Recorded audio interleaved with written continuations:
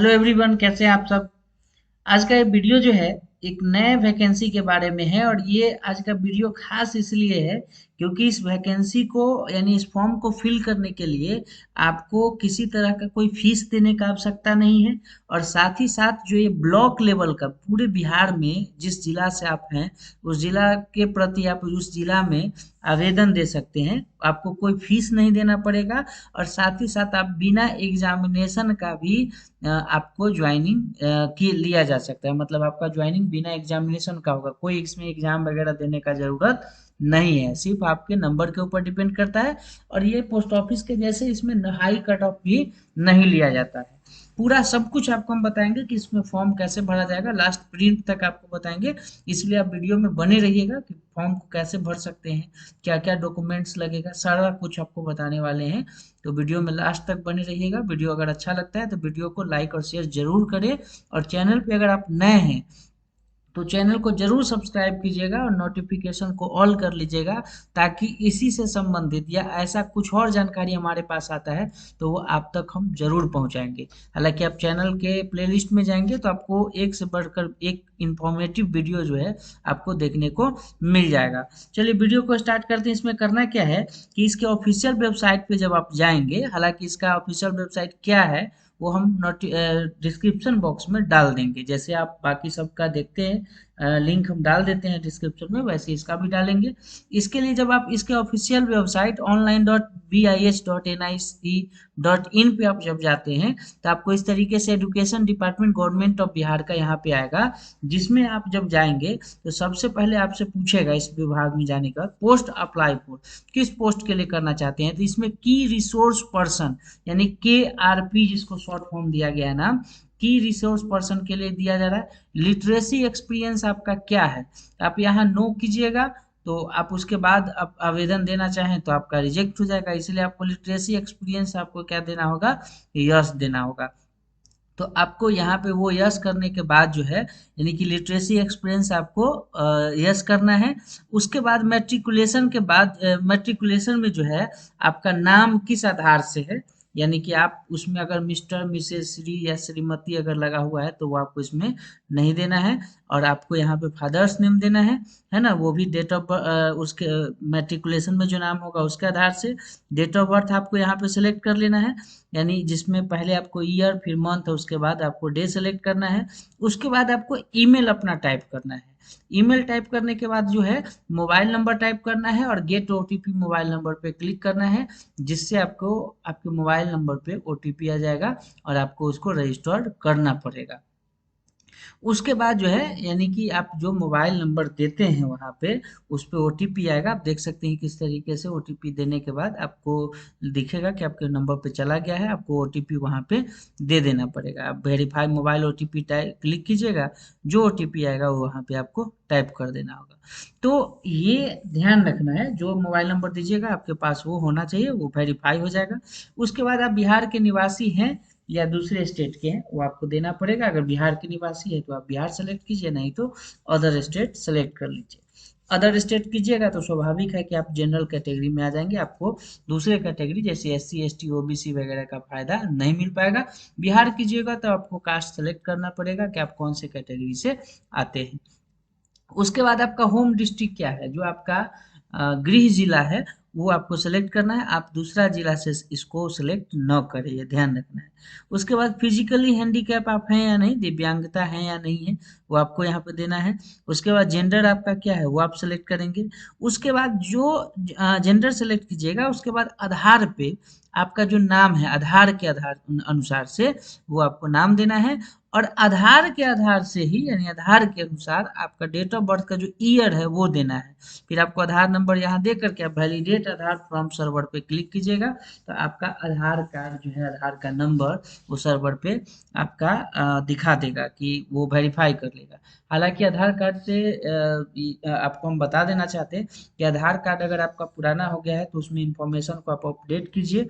एक तय date fix किया गया है विभाग की तरफ से, उसके बाद अगर आप नहीं करते हैं तो आपको उसके बदले फी भी देना पड़ेगा। जैसे पैन कार्ड वाले मामले में हुआ था, उसका भी वीडियो हम बना चुके थे और बहुत सारे लोग कर लिए, कुछ लोग छूट गया था जिसका पैसा उनको भी पैन कार्ड को लिंक करने के लिए 1000 रुपया देना पड़ता है। आधार कार्ड का भी अभी डेट बचा हुआ है, हम वीडियो बना चुके हैं, डिस्क्रिप्शन में आप जा करके देख लीजिएगा कि कैसे उसको करना है, और फिर आप उसको अपडेट कर लीजिएगा। चलिए इसको कंटिन्यू करते हैं। फिर आपको कैप्चा कोड टाइप करके आई एग्री पे क्लिक करके रजिस्टर पे क्लिक कर देना है।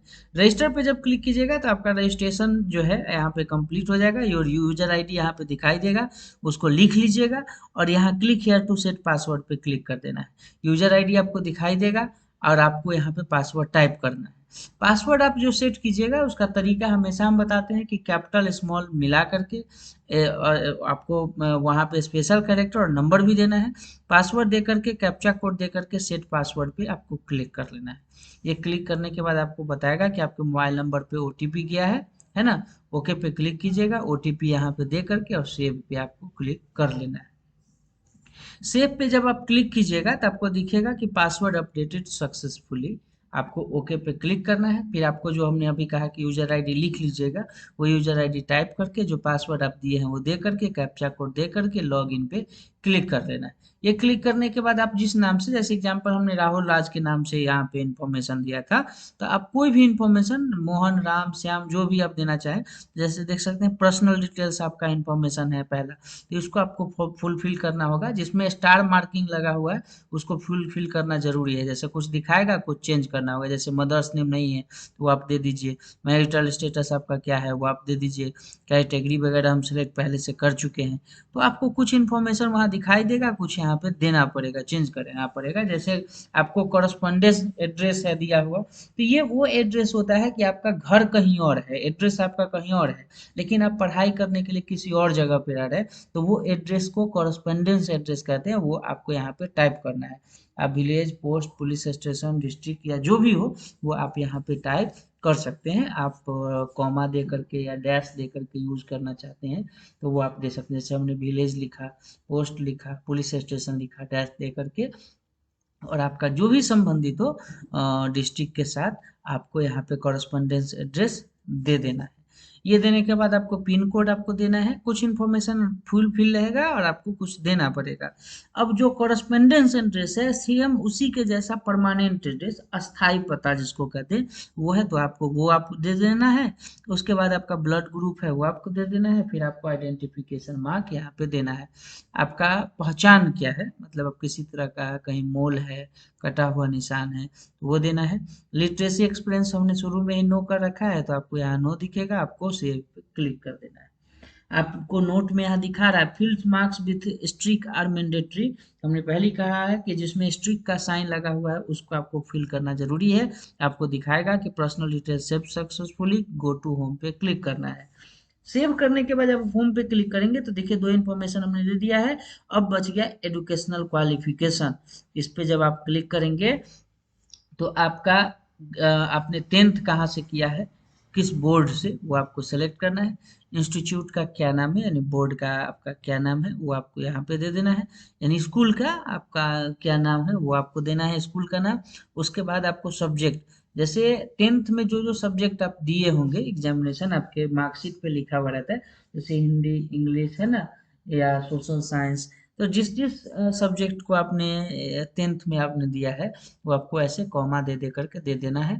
आप ध्यान रखिएगा कि आप किस किस सब्जेक्ट आपका मार्कशीट में क्या है, सबका हम एग्जाम्पल डेमो दे रहे हैं तो ये हमने लिख दिया, तो आप ध्यान दीजिएगा कि आपके मार्कशीट 10th में क्या लिखा हुआ है। फिर आपका पासिंग ईयर क्या है और परसेंटेज ऑफ मार्क्स क्या है वो देना है।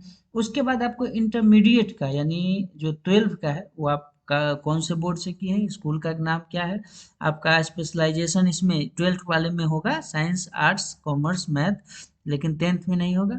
फिर सब्जेक्ट क्या है वो आपको यहाँ पे दे देना है। सब्जेक्ट के बाद पासिंग ईयर दे देना है और परसेंटेज ऑफ मार्क्स यहाँ पे टाइप कर देना है।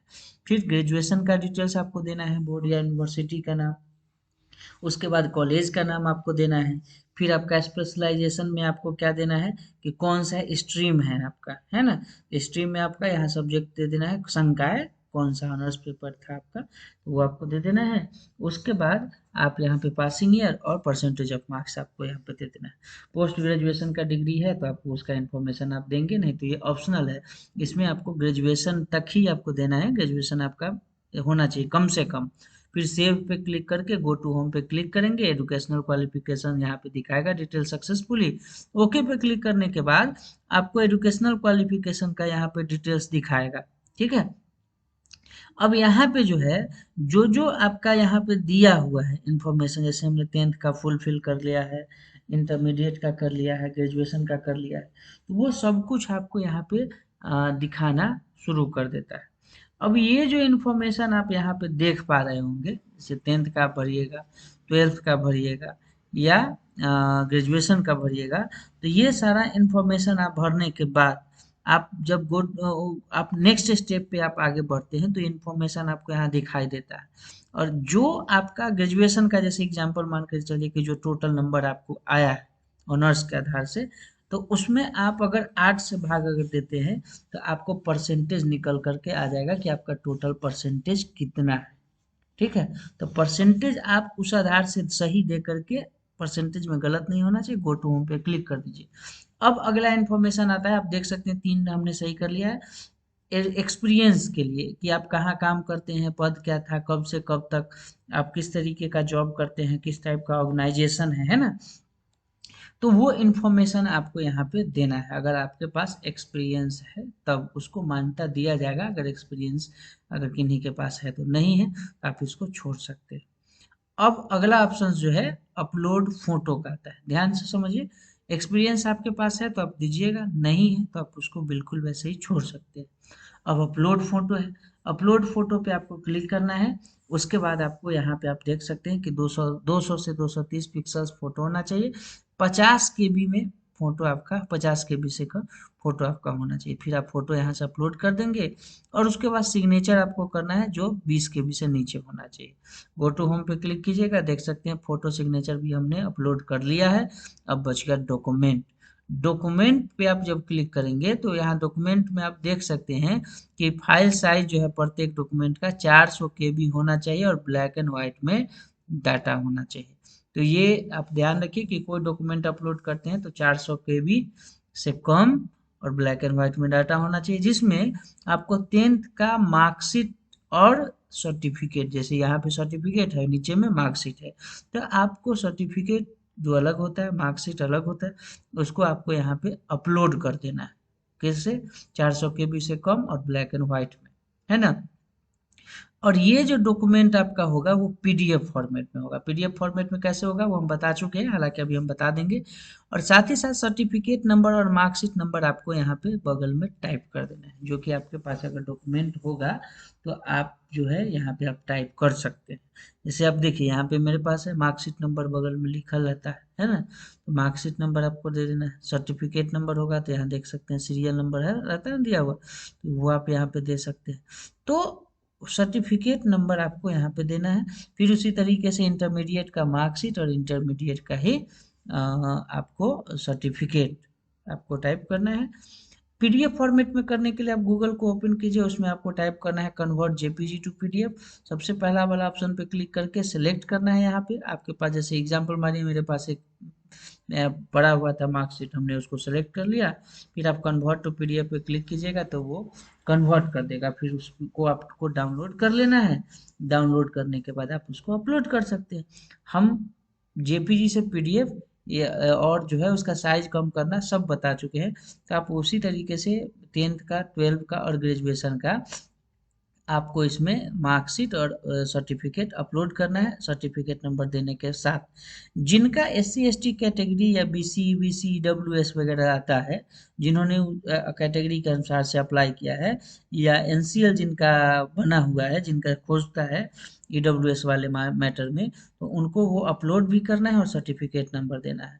और बाकी सबको आवासीय रेसिडेंशियल सर्टिफिकेट अपलोड करना है और सर्टिफिकेट नंबर भी यहाँ पे दे देना है, ये ध्यान रखिएगा।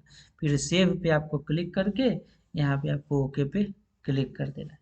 ये क्लिक करने के बाद आप देख सकते हैं कि हमने जैसे ये अपलोड किया है, तो व्यू अपलोड फाइल पे क्लिक कीजिएगा तो आप अपना डॉक्यूमेंट देख सकते हैं। बार बार कह रहे हैं कि जो इंस्ट्रक्शन है 400 केबी ब्लैक एंड व्हाइट, तो उसको ध्यान में रखना है।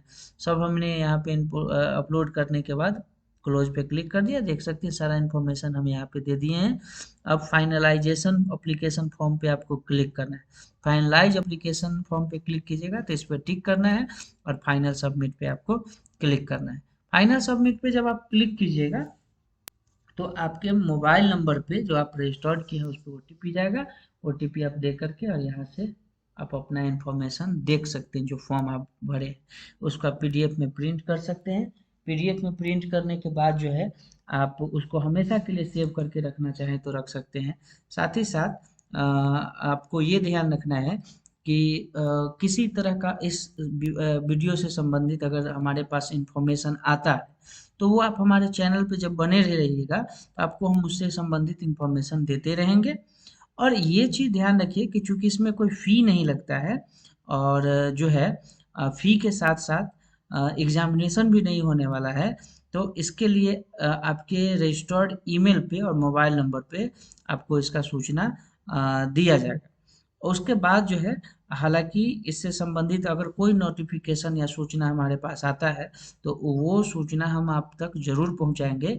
इसके लिए आपको करना बस इतना है कि आप चैनल पे बने रहिएगा।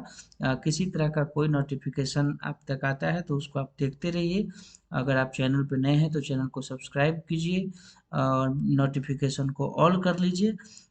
आई होप कि हमने सारा सूचना आप तक पहुंचाने का प्रयास किया। किसी तरह का अगर कोई डाउट हो तो कमेंट्स करके ज़रूर बताइए। वीडियो अगर अच्छा लगता है तो वीडियो को लाइक और शेयर ज़रूर करें। हर अंतिम उस ग्रेजुएशन पास विद्यार्थी तक जो ग्रेजुएशन पास करके इंतजार में बैठा हुआ है वैकेंसी का, तो उस तक ये आपको शेयर ज़रूर करना चाहिए। इस वीडियो में फ़िलहाल इतना ही। बहुत बहुत धन्यवाद।